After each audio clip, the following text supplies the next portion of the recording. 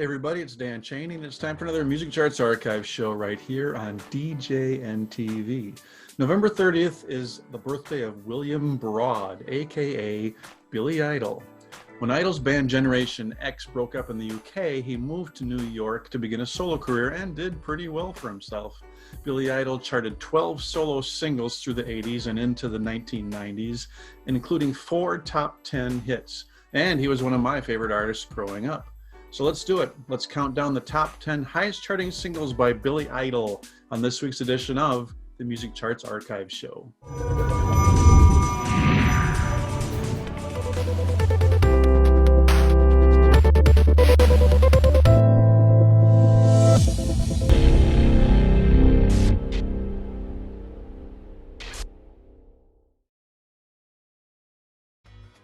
DJ Event Planner will change the way you manage and run your business. Streamline all of your procedures and software into one easy-to-manage system. DJ Event Planner, the ultimate online planning tool. Welcome to this week's Music Charts Archive Show. I'm Dan Cheney, and I'm counting down today the 10 highest charting songs for Billy Idol. So let's start the chart. At number 10, we have Rebel Yell. Rebel Yell was the name of Billy Idol's second studio album, and the title track was the first single from that album. It peaked at number 46 in March of 1984. Idol said he got the idea for the album title after a party with the Rolling Stones and drinking Rebel Yell whiskey. The instrumental intro sounds like a combination of guitar and keyboard, but it's actually all co-writer Steve Stevens on guitar. Rebel Yell was initially not a big chart hit in the UK either, but after being featured in the movie The Legend of Billie Jean, it was re-released in the UK and made the top 10 over there in 1985. Number 9 on our list, Don't Need a Gun. The third studio album for Billy Idol was Whiplash Smile in 1986. The album produced 3 top 40 singles, and this was the second one. We'll get to the other 2 a little bit later. Don't Need a Gun peaked at number 37 in March of 1987. As the song title kind of implies, the lyrics seem to be anti-gun, with lyrics with lines like, "When the other man has none, you don't need a gun," and lines like "Russian roulette, no fun." The lyrics also contain references to a few older songs like "Tutti Frutti," "Flip Flop and Fly," "Who Slapped John," and "Lottie Miss Claudie." And at the end of the song, he name-checks some old-time singers and artists like Johnny Ray, Gene Vincent, and Elvis. At number 8, we have White Wedding.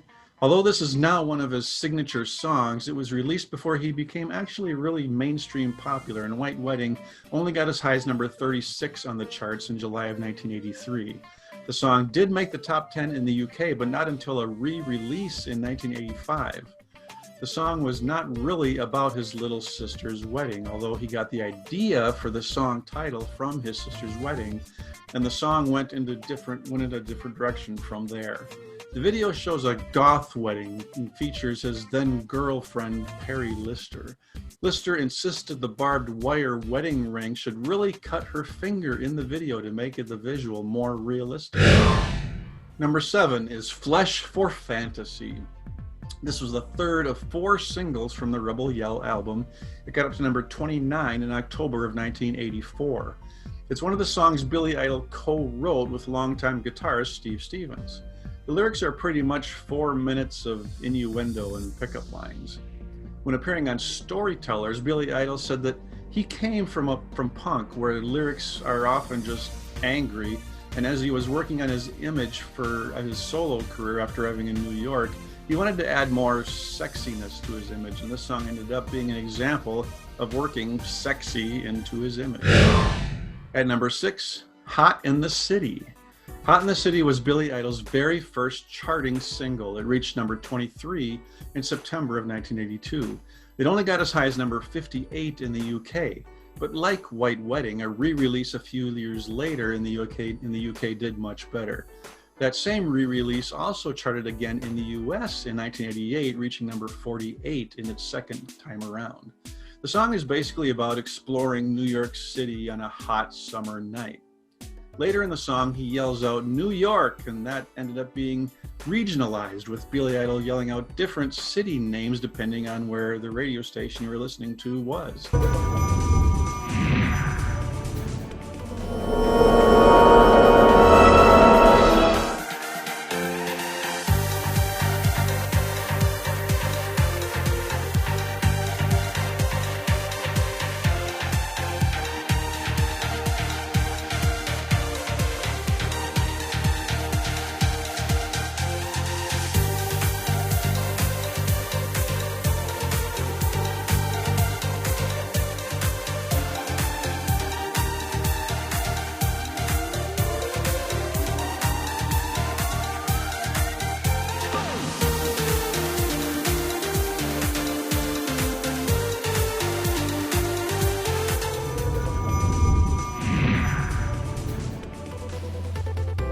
Welcome back to this week's Music Charts Archive show. I'm Dan Cheney, and this week we're counting down the top 10 highest charting songs for Billy Idol. And we're up to the top 5.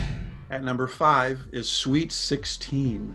This was the third single from the Whiplash Smile album, and it peaked at number 20 in June of 1987. Billy said he wrote this song after watching an episode of In Search Of with Leonard Nimoy about the Coral Castle in Florida. It was built by a Latvian immigrant who came to America after his girlfriend broke off their engagement.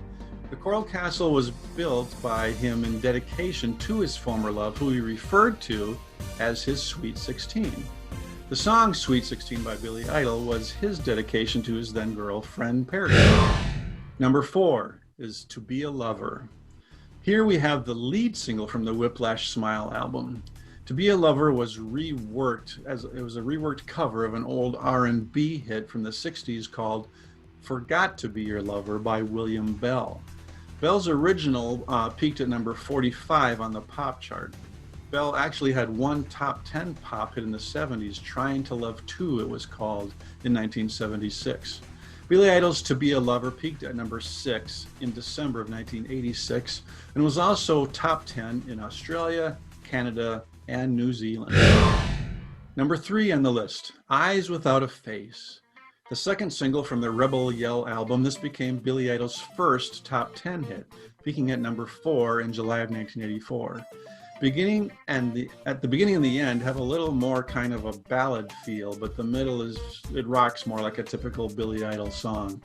His girlfriend Perry Lister, who we've already mentioned a couple times, actually sings background on this track. She sings the Les yeux sans visage line, which is French for Eyes Without a Face. At number 2 on our list is Cradle of Love. Billy Idol released his 4th studio album, Charmed Life, in 1990, and Cradle of Love was the lead single from that album. And it went all the way to number 2 in August of 1990. It was held out of the top spot by Mariah Carey's Vision of Love. Cradle of Love did hit number 1 on the mainstream rock tracks chart. The song is about a relationship with a younger girl, and the title is a play on the phrase robbing the cradle. The video has a young girl going to an older man's place to play a tape and then proceeds to seduce him. Idol performed the song at the 1991 Grammy Awards, and that same girl from the video made an appearance during his performance. Cradle of Love was also included in the soundtrack album to the movie Adventures of Ford Fairlane, the Andrew Dice Clay movie. And the number 1 highest charting single for Billy Idol was his only number 1 song, Mony, Mony. Mony, Mony is a cover of a song originally by Tommy James and the Shondells from 1968. Their version hit number 3. But Billy Idol's version, as I said, went all the way to number 1. It hit number 1 in November of 1987. Tommy James had written the song, but he was still looking for a unique girl's name for the title. He looked out the window of his New York room and saw the marquee for Mutual of New York with the initials M-O-N-Y, Mony. Billy Idol first released a cover of the song in his 1981 EP, Don't Stop. The live version that hit number 1 was from his compilation album, Vital Idol. When it hit number 1, Mony Mony coincidentally replaced a different Tommy James cover at the top, Tiffany's I Think We're Alone Now. Well, there you have it. Those are the 10 highest charting singles for Billy Idol. Please give the video a thumbs up and let me know in the comments which of these Billy Idol songs are your favorites. What's my favorite? Well, I'd like to say Dancing with Myself, but that wasn't on the list. So I'll go with White Wedding and Eyes Without a Face. This has been Dan Cheney for the Music Charts Archive Show, and join me again next time for another top 10 list right here on DJNTV.